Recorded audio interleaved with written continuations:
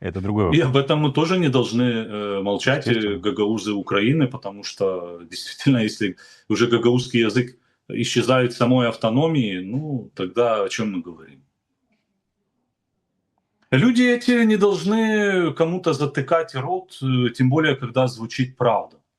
Ну, если это правда, и она вам не нравится, ну, лучше разберитесь в себе, в своей идентичности вообще. К чему вы стремитесь, на кого вы работаете. Нужно работать прежде всего на себя, на собственный народ. Тем более, что ведь Молдова и Кишинев этому никак не мешают. Вам не мешают развиваться, как и нам в Украине не мешают развиваться. Но вы, к сожалению, почему-то решили поддержать агрессора и все эти вещи, все эти преступления. Ведь это же фактически соучастие. Ну, так нельзя. Являться в своей позиции, вы фактически являетесь соучастниками агрессора.